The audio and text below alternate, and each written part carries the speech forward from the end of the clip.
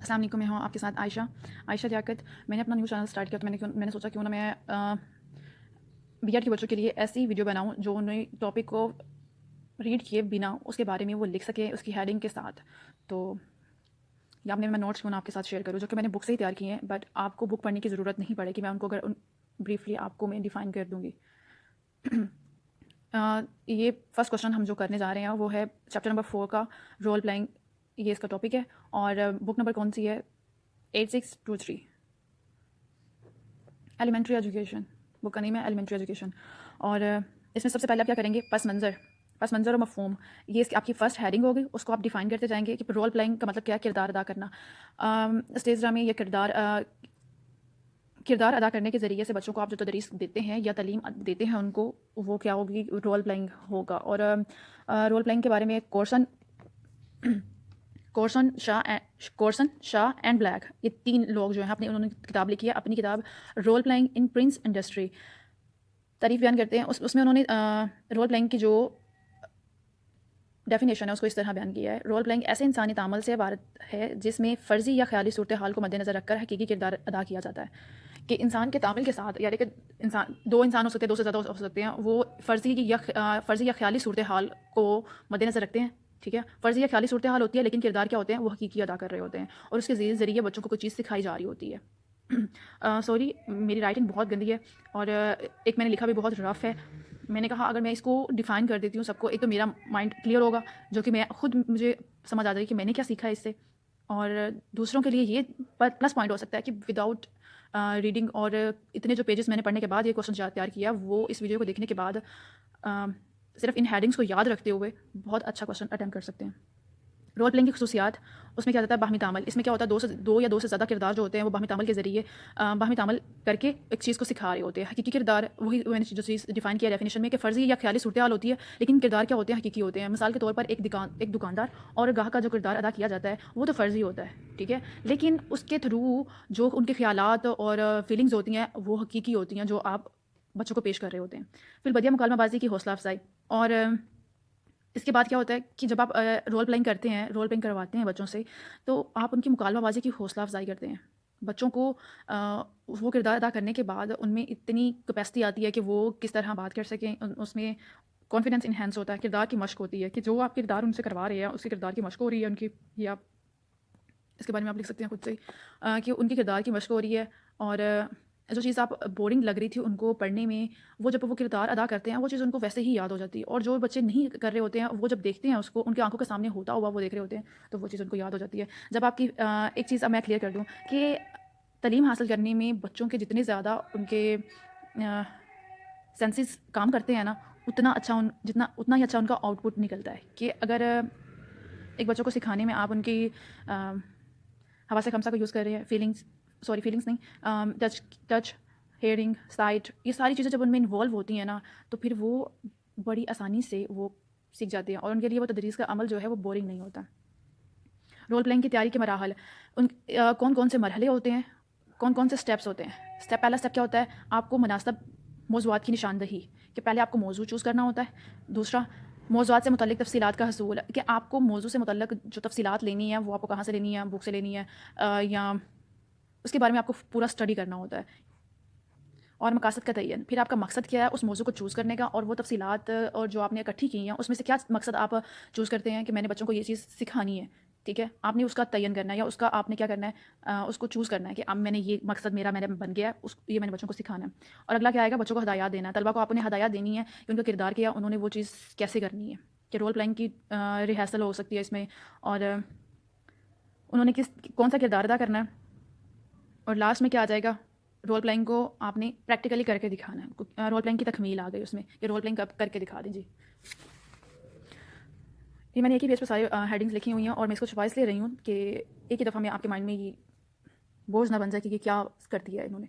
Role playing की मुख्तलिफ इकसाम है। रोल प्लेइंग की इकसाम में कौन कौन सी हैं? पहली इसकी टाइप कौन सी है? किरदार का रद्दोबदल। इसमें 2 बच्चे जो हैं ना, वो अगर फॉर एग्जांपल 2 बच्चे जो हैं वो किरदार अदा कर रहे हैं, एक दुकानदार का किरदार अदा कर रहा है और दूसरा गाहक का। और एक टाइम में तो बच्चा दुकानदार बनता है और दूसरा गाहक बन रहा है, और जब दूसरे ही लम्हे जो दुकानदार था वो गाहक बन जाएगा, और जो गाहक था وہ دکاندار بن جائے گا. تو وہ ایک دوسرے کی فیلنگ یعنی کہ ایک بچہ اپنا ایکسچینج کرنا جو ہے نا کریکٹرز کا, وہ کیا ہو جائے گا, کردار کی رد و بدل ہے.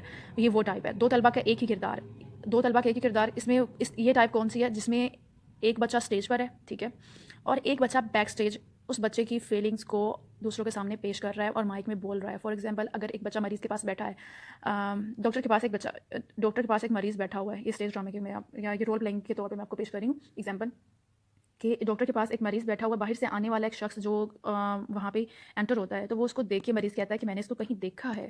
تو یہ جو اس نے کہا نا, دل میں کہہ رہا ہے کہ میں نے اس کو کہیں دیکھا ہے. تو بیک اسٹیج وہ جو بچہ بیٹھا ہوگا وہ مائک میں بولے گا. تو یہ کیا ہوگی, یہ ایک طلبہ کا دو کردار ہو گیا. ایک بیک اسٹیج کردار ادا کر رہا ہوتا ہے, ایک اسٹیج کے سامنے. کثیر الکرداری اور کثیر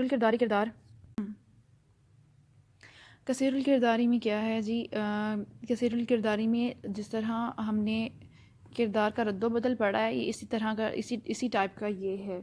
اس میں کیا جی, بعض اوقات ایک ہی طالب علم کو باری باری دو کردار ادا کرنے کو کہا جاتا ہے. تو اس کو کیا کہتے ہیں, کثیر الکرداری. فار ایگزامپل, اگر دو گروہ میں تقسیم کیا جائے بچوں کو, اور ایک گروہ کو آپ افسر کا کردار ادا کرنے کے لیے کہیں, اور دوسرے گروہ کو اس کے انڈر جو ورکرز ہوتے ہیں ان کا کردار ادا کرنے کے لیے کہیں. اور پہلے کردار سے جب آپ الٹ کردار آپ کوئی ادا کر رہا ہوتا ہے, اور اس کے بعد آپ جب جن کو آپ نے آفسر بننے کے لیے کہا ان کو آپ ورکرز بننے کے لیے کہہ دیں, اور جو ورکرز تھے ان کو آفسر بننے کا کردار دیں, تو اس کو کیا کہیں گے, کثیر الکرداری. یہ اس طرح ہے. تو اس کے لاسٹ میں کیا ہوتا ہے کہ ان کے جذبات اور احساسات جو ہوتے ہیں وہ ان کا آپ ان کو شو کیا جاتا ہے, یا ان کے بارے میں اجاگر کیا جاتا ہے. آئی ڈونٹ نو, میں کہیں ہندی کا ورڈ نہ یوز کر جاؤں کوئی. یک رکنی ڈرامہ. یک مین ایک رکنی ڈرامہ. یک رکنی ڈرامے میں کیا ہے جی, گاہک کے طور پر دکاندار سے سوال کرتا ہے ایک طالب علم, ٹھیک ہے, تو دوسرے ہی لمحے دکاندار بن کر گاہک کو خوش آمدید کہتا ہے. اس میں ایک بچہ جو ہے وہ ڈفرینٹ رول پلے کر رہا ہے. تو آگے ہم رول پلائنگ کا استعمال کن چیزوں کو سکھانے میں ہو سکتا ہے. ٹریفک کے قوانین سکھانے میں اس کا رول ادا کیا جا سکتا ہے. ٹریفک کے قوانین کیسے سکھائے جا سکتے ہیں کہ آپ وہاں پہ جو ٹریفک پولیس ہوتی ہے اس کے بنا دیں, اور جو سائنز ہوتے ہیں ٹریفک کے وہ, اور خیالی طور پر بچوں کو گاڑیوں وغیرہ کے طور پہ کہ کون سی لائٹ جلے تو آپ نے رکنا, کون سی لائٹ جلے تو آپ نے زیبرا کراسنگ, اور یہ ساری چیزیں آپ ان کو سکھا سکتے ہیں. صفائی اور صحت عامہ.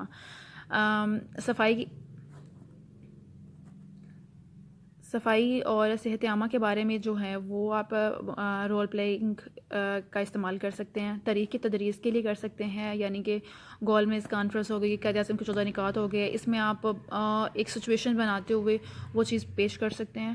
اور جسے تاریخ جو کہ بچوں کو ڈیٹس یاد کرنا یا ان کی باتوں کو یاد کرنا مشکل لگتا ہے, وہ بڑے اچھے طریقے سے یاد کر سکیں گے. تحریک پاکستان کے مختلف موضوعات ہیں, اس میں آپ موضوعات کے بارے میں بہت سی چیزیں آ جائیں گی.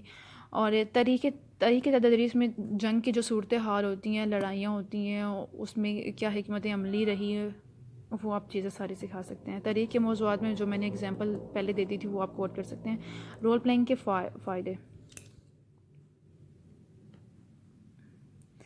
رول پلینگ کے فوائد کیا ہوتے ہیں؟ ذہن نشین کرنا. ذہن نشین کرنے میں ان کو آسانی ہوتی ہے, اور اچھے سے وہ ذہن نشین کر لیتے ہیں جب ان کی آنکھوں کے سامنے ہوتا ہے. کام کرنے کا جذبہ پروان چڑھتا ہے جب وہ چیز ایک خود سے کرتے ہیں, اور وہ خود کو انوالو پاتے ہیں اس چیز میں. ایک تو چیز ہوتی ہے صرف ٹیچر نے پڑھا دی ہے, نہیں, اس میں آپ وہ خود کردار ادا کر رہے ہوتے ہیں پریکٹیکلی, تو ان میں کیا ہوتا ہے, جو کام کرنے کا جذبہ پروان چڑھتا ہے, اپنے آپ کو برابر کا شریک سمجھتے ہیں. دوسرے جو میتھڈز ہوتے ہیں اس میں بچے اپنے آپ کو کٹ آف بھی کر لیتے ہیں کہ کلاس میں بیٹھے ہوئے بھی ان کا دھیان نہیں ہوتا, اور سم ٹائم وہ دیکھ بھی رہے ہوں تو آپ کو نہیں پتہ ہے کہ وہ اس چیز کو سمجھ بھی رہے ہیں یا ان کا دماغ کہیں اور لگا ہوا ہے. یہاں بچے اپنے آپ کو برابر کا شریک سمجھتے ہیں کہ ہاں جی ہمیں یہ رول پلے ملا ہوا ہے اور اس کو ہم نے اچھے سے کرنا ہے, تو وہ کیا ہو جائیں گے, وہ ایکٹیو ہو جائیں گے اس چیز میں. خشک موضوعات کو جیتا جاگتا.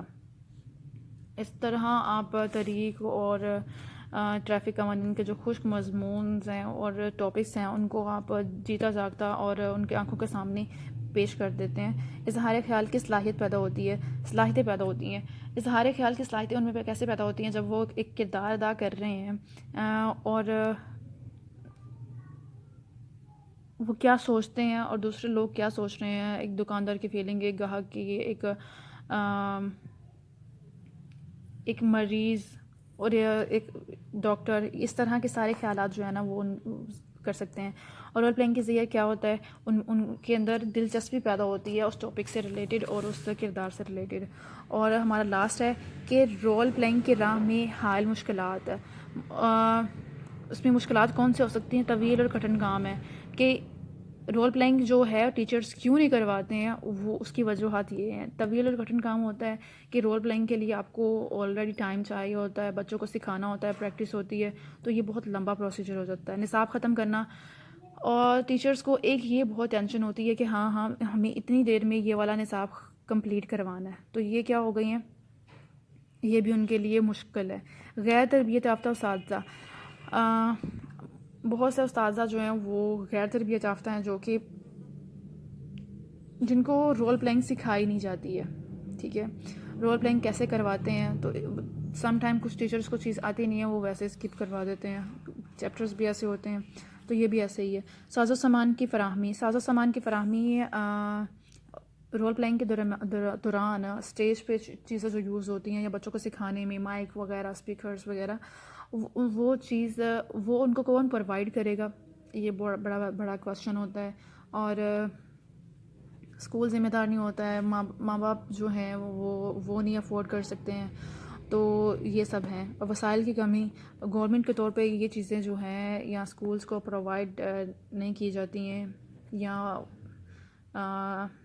والدین اتنے غریب ہوتے ہیں کہ وہ بچوں کو نہیں لے کے دے سکتے ہیں، تو یہ چیزیں ہو سکتی ہیں. اور میں آپ سے کہوں گی کہ آپ اسی طرح سے ایک پیج تیار کر لیں، یا پھر آپ اسی کا اسکرین شاٹ لے کے انہی ہیرنگس کو آپ زبانی یاد کریں، اور 1 سے 2 دفعہ اس ویڈیو کو دیکھیں. آپ کو سارے جو ہیں ٹاپکس ان کے بارے میں بہت اچھے طریقے سے آپ لکھ سکتے ہیں، اور ان کو آپ اورلی یاد کر لیں. آپ کا کویشچن جو ہے وہ کافی لینتھی تیار ہو جائے گا، 4 to 5 پیجز تک چلا جائے گا. تھینک یو، اللہ حافظ.